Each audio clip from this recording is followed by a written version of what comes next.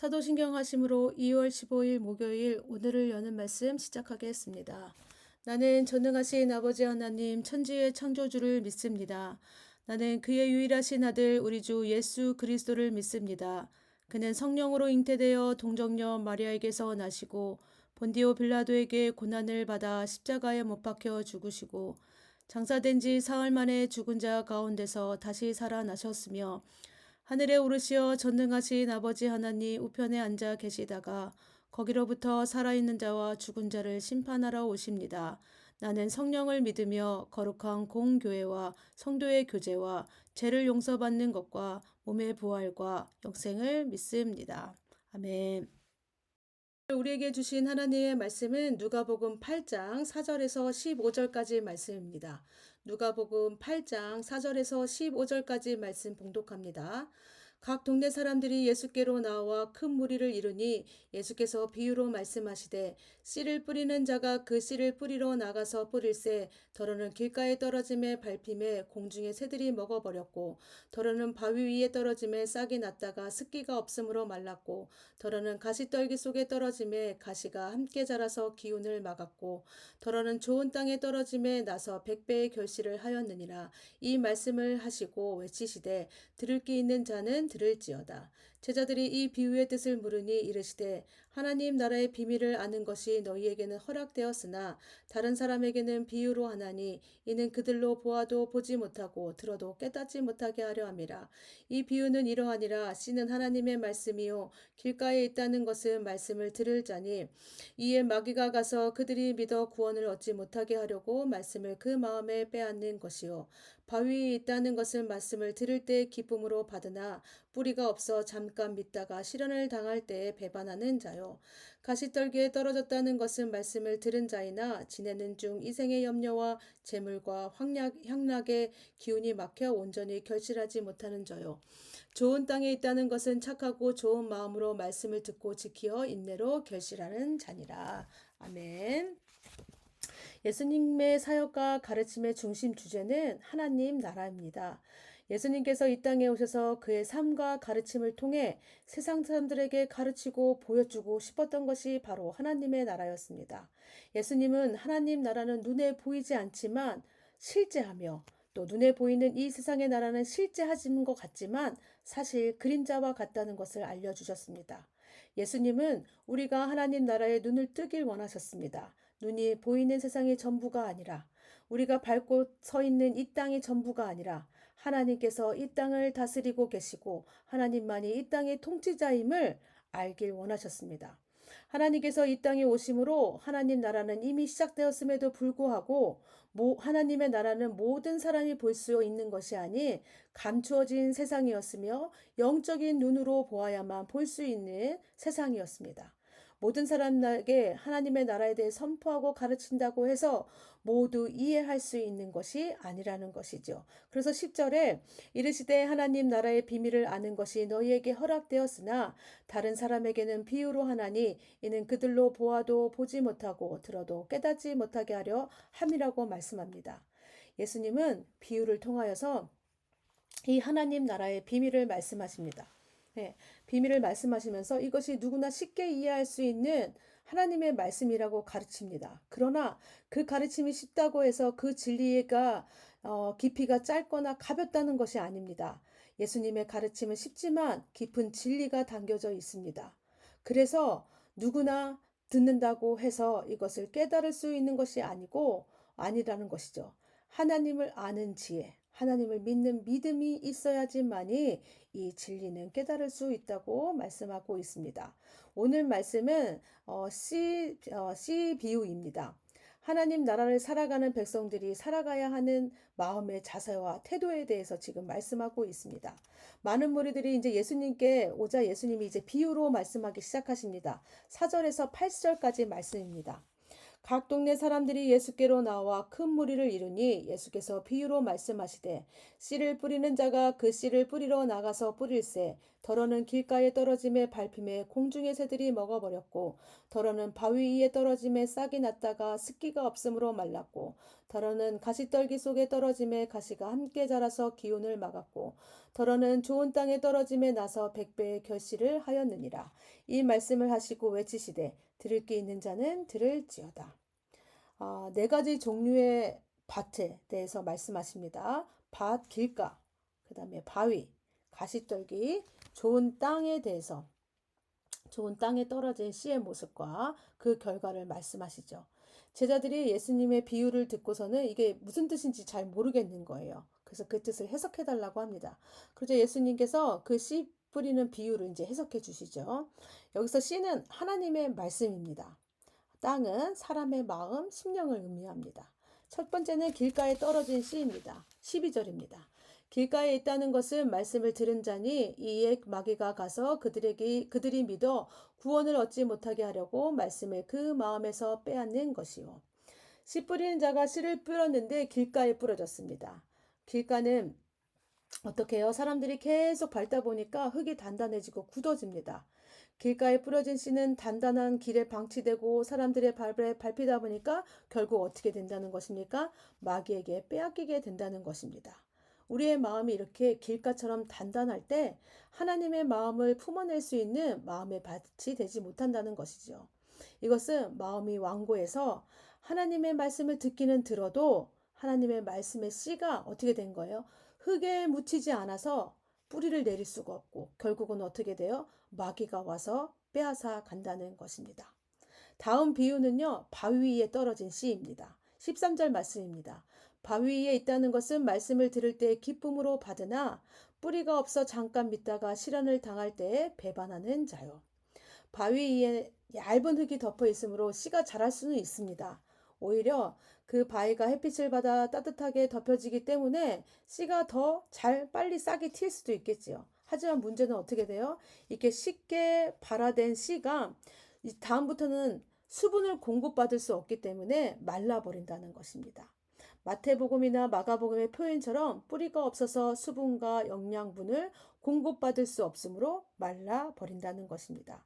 이것은 주님은 말씀을 들을 때는 기쁨으로 받으나 뿌리가 없어 잠깐 믿다가 시험을 받을 때는 배반하는 것이라고 합니다. 네, 말씀을 듣고 우리가 은혜를 받고 하면 기쁘고 충만합니다. 그렇죠? 은혜가 충만해요. 그래서 뭐든지 할 수 있을 것 같아요. 그런데 어떻다는 거예요? 시험이 오고 어려움이 온다면 그 믿음을, 그 말씀을 그냥 버리고 만다는 것입니다. 세 번째는요, 가시떨기 속에 떨어진 씨입니다. 14절입니다. 가시떨기에 떨어졌다는 것은 말씀을 들은 자이나 지내는 중 이생의 염려와 재물과 황약의 기운이 막혀 온전히 결실하지 못하는 자요. 씨가 뿌려져 잘 자랐고 또 잡초인 가시떨기조차도 잘 자랐습니다. 그래서 이게 두 개 다 잘 자랐다는 것을 보면 분명 좋은 땅이라는 것이죠. 그런데 이 좋은 땅에 떨어진 씨도요, 싹이 터서 잘 자라지만 문제는 뭡니까? 이제 가시떨기가요, 함께 자라서 이 씨가 자라지 못하게 막는다는 것입니다. 가시떨기 속에 뿌려진 씨는요, 싹이 나고 자라기는 하지만 어떻게 돼요? 이 잡초 같은 이 가시떨기가 어때요? 생명력이 더 강하기 때문에 결국 가시떨기에게 영양분을 빼앗겨서 열매를 맺지 못하게 되는 것입니다. 주님은 이 경우를 어떻게 말씀하세요? 이생의 염려와 재물과 향락의 기운이 막혀 온전히 결실하지 못하는 자라고 설명합니다. 좀 더 쉬운 말로 하면요. 세상적인 염려나 재물의 욕심이나 향락에 빠져서 하나님의 말씀을 버리는 자를 이야기하고 있습니다. 네 번째 땅은 좋은 땅입니다. 15절 말씀입니다. 좋은 땅에 있다는 것은 착하고 좋은 마음으로 말씀을 듣고 지키어 인내로 결실하는 자이니라. 이것은 착하고 좋은 마음으로 말씀을 듣고 지키어 인내로 결실하는 자라고 주님이 설명하십니다.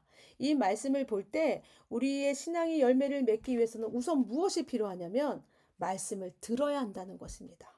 그 다음엔요, 들은 말씀을 듣고 흘려보내는 것이 아니라 그대로 지키고 실천하고 애쓰는 것입니다. 이것을 지켜내기 위해서, 말씀을 지켜내기 위해서 애쓰는 것입니다. 마지막으로요, 열매를 맺을 때까지는 어떻게 되냐면 참고 견디고 인내가 필요하다고 합니다. 뭐예요? 좋은 열매를 맺기 위해서 뭐가 필요하다는 거예요? 먼저는요, 말씀을 들어야 한다는 것입니다. 말씀을 듣고 깨달은 걸 어떻게 해요? 실천해 내는 것입니다. 예, 실천해 내면 하다 보면요. 어려움도 있고요. 힘든 것도 찾아옵니다. 그럴 때 어떻게 된다는 것입니까? 지키는 것입니다. 이 말씀을 마음에 품고 지켜내는 것입니다. 어떻게 해요? 인내함으로. 어떻게 할 때까지? 하나님께서 일하실 때까지 지켜내야 한다는 것을 말합니다. 이렇게 할 때 열매를 맺는답니다. 100배의 열매를 맺을 수 있다고 말씀합니다. 예, 우리가 어떤 흙이냐에 따라서요. 좋은 열매를 맺을 수도 있고요. 예, 열매를 맺지 못할 수도 있습니다. 여러분, 만약에 어떤 농부에게 정말 엄청 넓은 몇십만 평에 몇백만 평의 땅이 있다고 한번 생각해 봅시다. 이 농부에게 자신의 땅은요, 농사짓기 좋은 땅이라고 생각합니다. 좋은 땅에 씨앗을 뿌리면 어떻게 할까요? 건강하고 좋은 열매들이 맺기를 소망하며 씨앗을 뿌립니다. 그리고 열심히 가꾸겠죠. 예, 물도 주고 영양분도 주면서 그것을 길러낼 것입니다. 씨앗을 뿌리면서 여기는 좋은 땅이니까 씨앗을 많이 뿌리고 저기는 돌과 가시덤불이 있으니까 씨앗을 덜 뿌리고 하지는 않는다는 것입니다. 네. 씨를 뿌리다 보면 어떻게 돼요? 농부가 씨를 이렇게 흩트리면서 뿌릴 거 아니에요? 좋은 땅인지 가시덤불인지 돌이 있는지 그걸 개의치 않는다는 거예요. 모두가 좋은 땅으로 여긴다는 거예요. 그래서 그 땅에 씨를 이렇게 딱 뿌린다는 거예요. 근데 그 씨를 뿌리다 보면요. 씨가 어디에 떨어지기도 합니까? 길가에 떨어지기도 하고요. 바위에 떨어지기도 하고 가시덤불에 떨어지기도 하고 좋은 땅에 떨어지기도 한다는 것입니다. 하나님은요. 우리를 모두 좋은 땅으로 부르셨습니다. 우리 모두가 좋은 땅이 되어서 하나님의 말씀으로 그 씨가 뿌려짐으로 우리 마음에, 우리 삶에 하나님의 좋은 열매만 맺어가기를 원하십니다. 네. 그래서 하나님이 똑같이 우리에게 하나님의 말씀을 이렇게 주시죠. 그런데요, 우리의 모습, 우리의 삶의 모습, 우리의 마음의 모습을 보면 하나님께서 이렇게 좋은 땅으로 부르셨고 하나님의 말씀으로 계속해서 먹이심에도 불구하고 우리 안에는 부족하고 연약한 모습들이 있어서 좋은 열매들, 하나님께서 원하신 열매들을 맺지 못하는 우리들의 모습을 볼 때가 너무나 많이 있습니다. 때로는 딱딱하고 굳어져서 하나님의 말씀에 들어갈 수 없는 길과 같은 그런 우리의 마음이 있습니다. 또 내 마음 중심에 무거운 바위가 눌려서 하나님의 말씀에 뿌리가 내리지 못하는 그 바위 같은 마음도 있습니다. 또 내 마음엔요, 이 세상의 걱정과 근심으로, 때로는 욕심 때문에, 탐욕 때문에요, 하나님의 말씀대로 살아가는 것이 가장 중요하다는 것을 알면서도 어떻게 해요? 하나님보다 세상을 택하며 신앙의 뿌리를 내리지 못하는 가시덤불과 같은 그런 마음도 있습니다. 이것이 우리 마음 가운데 있는 연약한 모습입니다. 하나님 말씀이 임하였음에도 불구하고 내 고집과 내 주장대로 가득 차서 하나님의 말씀이 들어갈 공간도 변화의 틈도 허락하지 않는 나의 완고한 모습이 있습니다. 해결되지 않는 마음의 상처와 아픔, 또 뿌리 깊게 남아있는 죄악들로 인해서 무거운 바위를 이 가슴에 한가득 안고 살아가는 우리들의 모습도 있습니다. 하나님의 말씀과 약속을 기다리면서도 세상의 걱정과 염려 때문에 하나님의 약속의 말씀을 잊어버리고 살아가는 우리들의 모습도 있습니다. 네. 우리의 마음의 상태를요, 한번 말씀에 비춰보세요. 내 마음의 상태는 지금 어떠한지를. 우리는 우리 마음에 이 땅이 좋은 땅이 되어서 착하고 좋은 마음으로 말씀을 지키고 인내하면서 풍성한 열매를 맺고 살아가고 싶습니다. 제 마음도요, 어떻게 해요? 항상 건강하고 튼튼해서 하나님이 주시는 그 말씀을 받아 먹으면서 좋은 열매만 맺고 싶은 것이 우리들의 마음입니다. 우리 마음의 소망은 이렇게 큰데 내 생각대로요, 내가 소망하는 대로 이렇게 열매 맺는 삶을 잘 살아내지 못합니다. 그렇다면 여러분, 우리가 좋은 땅, 좋은 열매 맺는 이 마음의 땅으로 살아갈 수 있는 방법은 무엇이 있을까요? 네. 사실 주님께서는 우리에게 이미 좋은 땅으로 만드시고 부르셨다고 말씀드렸지요. 우리의 연약한 모습이 있다 할지라도 여전히 변화되지 않는 묵은 땅이 있다 할지라도 하나님은 어떻게 하실까요? 우리를 변화시키시길 원하십니다. 새로운 땅으로 묵은 땅을 기경해서 새로운 땅으로 만들기 원하십니다. 그러기 위해서는요, 좋은 땅이 가져야 될 그 좋은 땅이 가져야 되는 그 있잖아요. 방법들이 있잖아요. 첫 번째 뭐라 그랬죠?